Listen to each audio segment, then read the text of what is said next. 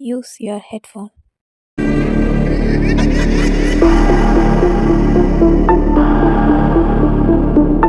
மது அருந்துதல் உடல் நலத்திற்கு தீங்கானது.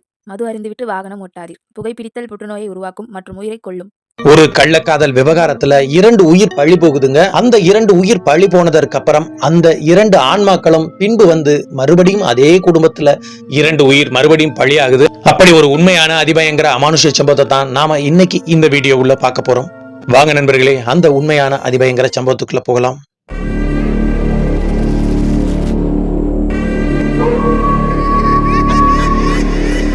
வணக்கம் நண்பர்களே, நான் உங்கள் சண்முக பிரபு. வெல்கம் டு மாய மர்மங்கள்.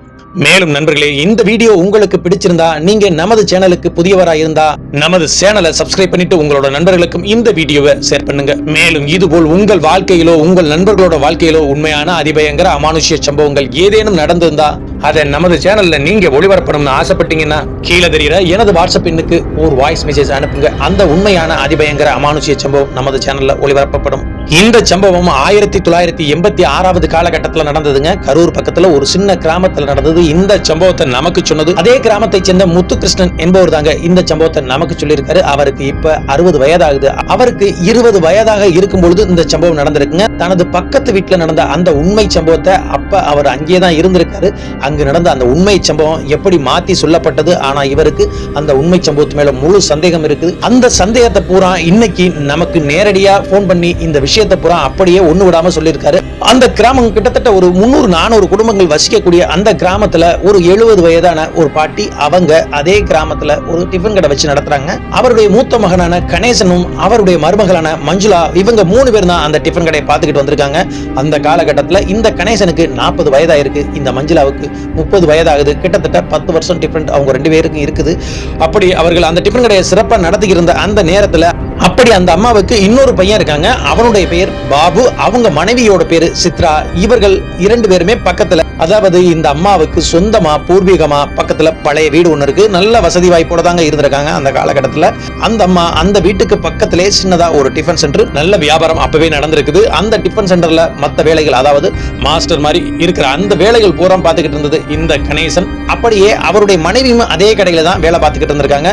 இந்த அம்மா, வயதான அம்மா, சமையல் செய்து கொடுப்பது, மத்த வேலையெல்லாம் கவனிச்சுக்கிட்டு இருந்திருக்காங்க. இவர்களுக்கு நீண்ட காலமா குழந்தை இல்ல, அந்த கவலை வேற இந்த அம்மாவுக்கு. அப்படி போய்கிட்டு இருந்த அந்த காலகட்டத்துல அந்த அம்மாவோட இன்னொரு மகன் பாபுங்க. அவருக்கு 35 வயது இருக்கும். அவருடைய மனைவி பேரு சித்ரா. இவர்களுக்கும் ஒரே மகன் தாங்க. அவனுக்கு கிட்டத்தட்ட 17 வயது அந்த நேரத்துல ஆயிருக்கு. அவங்க நல்ல வசதி வாய்ப்போட இருந்திருக்காங்க அந்த கிராமத்தில். அப்பவே கார் வச்சிருந்திருக்காரு. நல்ல வசதி வாய்ப்பு, நிறைய பிசினஸ்ங்க. கரூர்ல தறி கம்பெனி மற்றும் நிறைய எக்ஸ்போர்ட் சம்பந்தமான நிறைய பிசினஸ் பண்ணிருக்காரு. நல்ல வசதி வாய்ப்போட இருந்திருக்காரு அந்த பாபு. அந்த தொழில சிறப்பா செஞ்சுக்க இருந்திருக்காரு.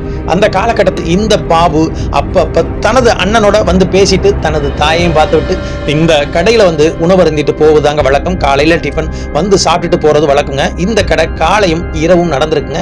காலையில இவங்க மனைவி, இவரு, அவங்க அம்மா 3 பேரும் அந்த டிஃபன் கடையை பார்த்துக்கிட்டு இருந்திருக்காங்க. இரவு நேரத்துல மனைவி வீட்டுக்கு போயிருவாங்க. இவரும் அவங்க அம்மாவும் அந்த டிஃபன் கடையை சிறப்பா பார்த்துக்கிட்டு இருந்திருக்காங்க. அப்பொழுது இந்த பாபுக்கும் இவருடைய மனைவி மஞ்சுளாவுக்கும் இடையே ஒரு பழக்கம் ஏற்படுதுங்க. அந்த காலகட்டத்துல அது அப்படியே தகாத உறவா மாறுதுங்க. அப்ப அந்த கடையில வச்சே அவங்க அம்மா நோட் பண்றாங்க. அதாவது இந்த 70 வயதான அவங்க அம்மா அதை நோட் பண்றாங்க. நோட் பண்ணிட்டு அப்படியெல்லாம் இருக்காது அப்படிங்கிற மாதிரி மனசுக்குள்ள நினைச்சுக்கிறாங்க. ஆனா இந்த தொடர்பை ஒரு நாள் அவர்கள் நேரடியாவே பார்க்கறாங்க. அதாவது இந்த இரவு நேர டிஃபன் கடை இங்கு நடக்கும் பொழுது அந்த அம்மாவும் இவருடைய மூத்த மகன் 2 பேரும் தானே டிஃபன் கடையை பார்த்துக்கிட்டு இருந்திருக்காங்க. அப்பொழுது ஒரு நாள் தற்செயலா ஒரு 7:30 மணி போல தன்னோட வீட்டுக்கு, அதாவது அருகாமையில தாங்க வீடு, அந்த பழைய வீடு கடைக்கு பக்கத்துல தாங்க இருக்கும், பெரிய கேட்டு. அந்த கேட்டுக்கு பக்கத்துலாங்க தன்னுடைய 2வது மகனோட வீடு. அவன் சொந்தமா இந்த காலத்துக்கு தகுந்தார் போல பெருசா அருமையா வீட்டை கட்டியிருக்கான். 2 வீட்டுக்கும் இடையில ஒரு மதில் சுவர் வச்சு கட்டியிருக்காங்க. இருந்தாலும் இந்த அம்மா போயிட்டு வர்றதுக்கு வசதியாக ஒரு சின்ன வழி இருந்திருக்கு. அந்த வழியா தாங்க இவர்கள் போயிட்டு வந்து இருந்திருக்காங்க. இந்த அம்மாவுக்கு அதே கிராமத்துல இன்னும் நிறைய சொத்தெல்லாம் இருந்திருக்கு. அப்பொழுது இந்த அம்மா கடையில சமையல் வேலையெல்லாம் முடிச்சுட்டு ஒரு 6:30 மணிக்கா தன்னோட வீட்டுக்கு மாலை நேரத்துல போறாங்க. போகும்போது அங்கு இவர்கள் கண்ட காட்சி இவர்கள் மனசை அப்படியே ஒரே வச்சு பதவதைக்குது. அப்படி என்ன ஒரு காட்சியை பார்க்கறாங்கன்னா, வீட்டுக்குள்ள இருந்து சிரிப்பு சத்தமும் அந்த முனகல் சத்தமும் இவர்களுக்கு கேக்குது.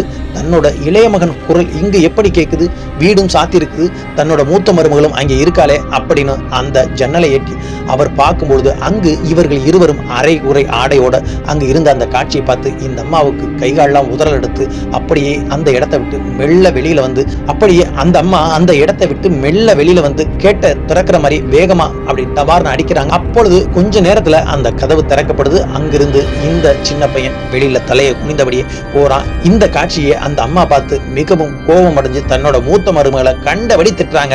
திட்டிட்டு தன்னோட 2 மகனோட வாழ்க்கையிலும் இப்படி விளையாட பாக்குறியே அப்படின்னு கண்ட மெனிக்கு திட்டிறாங்க. இதுல அந்த மூத்த மருமகளுக்கு கொஞ்சம் கூட குற்ற உணர்ச்சி இருக்கிற மாதிரியே அவளுக்கு தெரியல.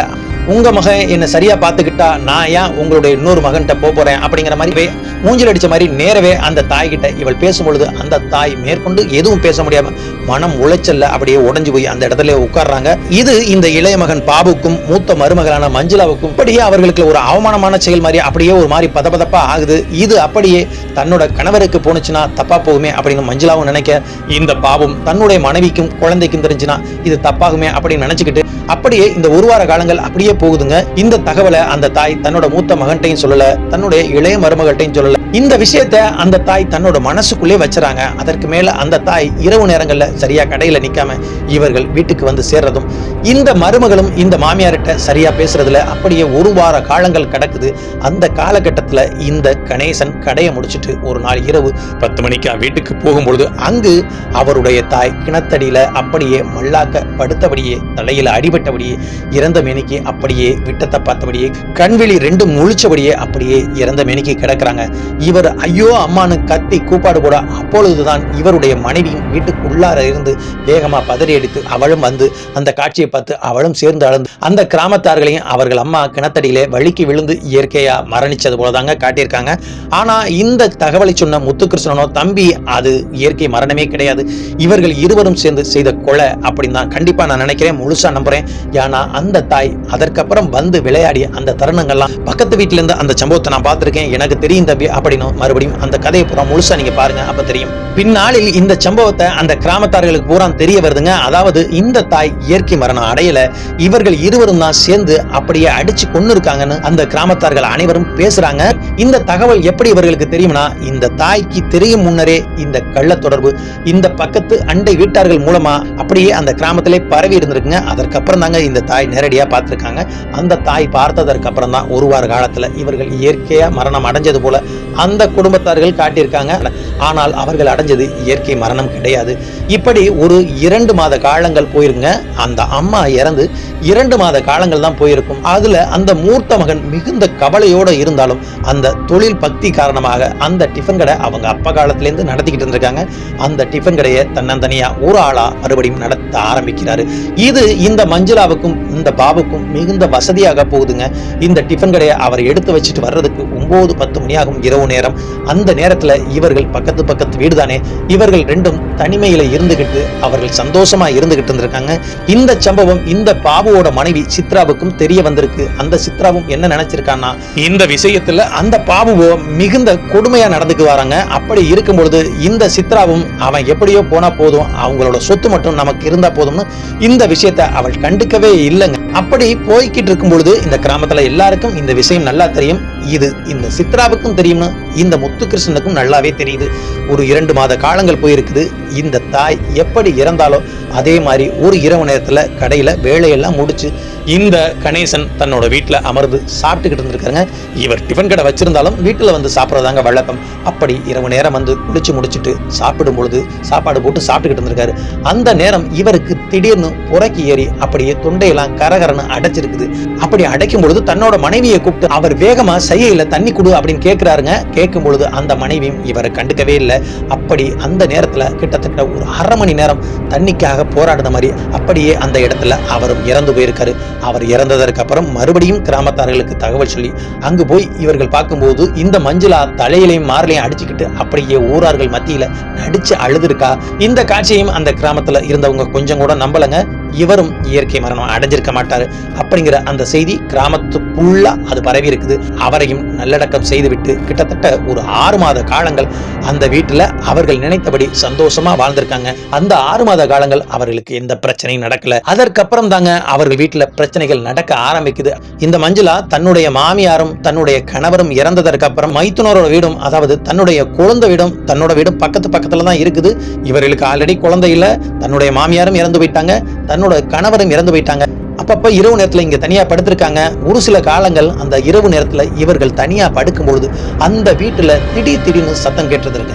அதாவது இந்த மஞ்சுளா அலறி கத்துவது போல அந்த சத்தம் கேட்கும். அப்ப இவர் எழுந்து பார்க்கும்பொழுது அந்த மஞ்சுளா அலறி அடிச்சுக்கிட்டு வெளியில அப்படியே கேட்ட திறந்து ஓடி அந்த குழந்தனோட வீட்டுக்குள்ள போறதும், அப்படியே லைட்டை போட்டு அவர்களும் வந்து இந்த வீட்டுக்குள்ள வந்து அலசி ஆராய்ஞ்சு பார்ப்பாங்க. திரும்ப அந்த மஞ்சுளாவையும் அவர் வீட்டுக்கே கூட்டி கொண்டு போய் அங்க போய் படுக்கிறதும். காலப்போக்குல இந்த மஞ்சுளா இரவு நேரத்துல இங்க வர்றதை தவிர்த்திருக்காங்க. அந்த வீட்டிலே இரவு நேரத்துல படுத்திருக்காங்க. அதாவது இந்த பாபு, மஞ்சுளா, இந்த சித்ரா அவர்கள் மூவருமே முறைகேடான வாழ்க்கையை வாழ்ந்துகிட்டு இருந்திருக்காங்க. அந்த கிராமத்துல அந்த கிராமத்தார்கள் எல்லாருக்கும் தெரிகிற மாதிரியே வாழ்ந்திருக்காங்க. ஒரே வீட்டுல முறைகேடா வாழ்ந்திருக்காங்க. இப்படி இருந்த காலகட்டத்துல இந்த பாபு, சித்ரா அவர்கள் மகன், இந்த 3 பேருமே சித்ராவோட அண்ணன் வீட்டுல ஒரு விசேஷம் அப்படிங்கிறதுனால அவர்கள் மூவரும் அந்த வீட்டை விட்டு கிளம்பி போறாங்க.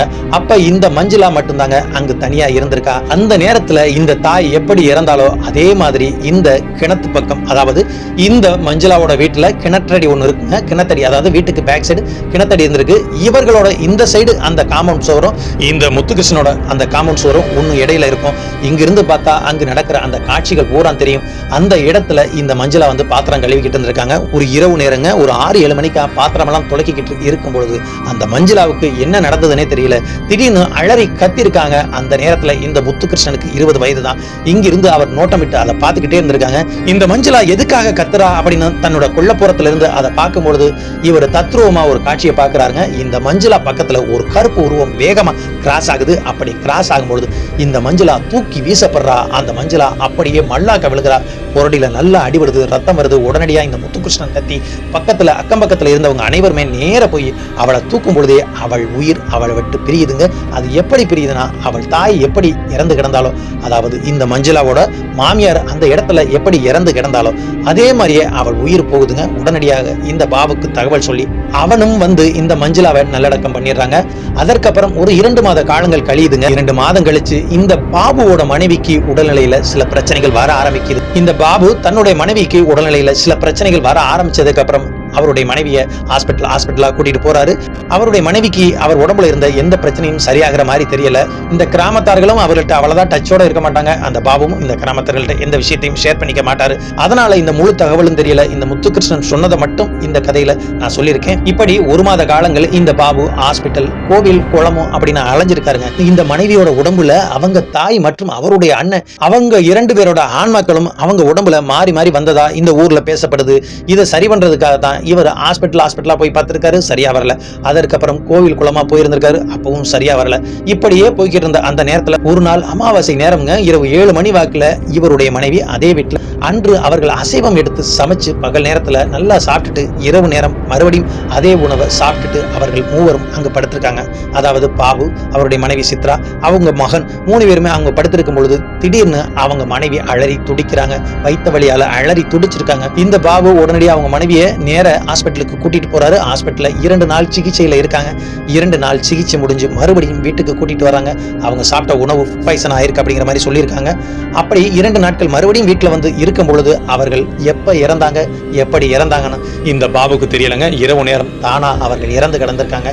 காலையில எழுந்துதாங்க இந்த பாபு அவங்க மனைவியை போய் பார்த்திருக்காங்க. அவங்க மனைவி கண்ணு 2 விழித்தபடியே அவங்க அம்மாவும் அண்ணன் மனைவியும் எப்படி இறந்து கிடந்தாங்களோ அதே மாதிரி இவருடைய மனைவியும் அங்கு விட்டத்தை பார்த்தபடியே அப்படியே இறந்து கிடந்திருக்காங்க. மறுபடியும் கிராமத்தார்களுக்கிட்ட தகவல் சொல்லி அந்த நல்லடக்கமெல்லாம் முடிஞ்சு அந்த கிராமத்தார்களும் அவங்க காதுபடவே பேச ஆரம்பிச்சிருக்காங்க. தன்னோட தாயையும் கொண்டுட்டான், தன்னோட அண்ணனையும் கொண்டுட்டான்.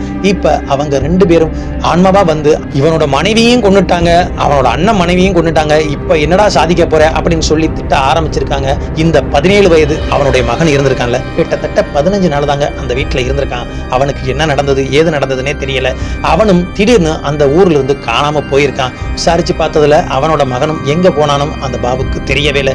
இந்த பாபுவும் அந்த வீட்டுல இப்ப தனியா தாங்க வசிக்கிறான். எவ்வளவு சொத்து சுகம் இருந்தும் அந்த தகாத உறவால தன் அண்ணன் மனைவி மேல இருந்த மோகத்தால அவன் வாழ்க்கை சின்ன பின்னமாகி அவங்க தாய் மற்றும் அவங்க அண்ணன், அதற்கப்புறம் அண்ணனோட மனைவி, அவனுடைய மனைவி, இவங்க 4 பேரோட உயிரையும் இவன் தாங்க எடுத்திருக்கான்னு நான் சொல்லுவேன். இந்த சம்பவத்துக்கு அப்புறம் அந்த பாபு அதே கிராமத்துல நடைபிணமா வாழ்ந்துகிட்டு கிட்டத்தட்ட இப்ப ஒரு 6 வருஷத்துக்கு முன்னாடி தாங்க அந்த பாபு இறந்து போயிருக்கான்.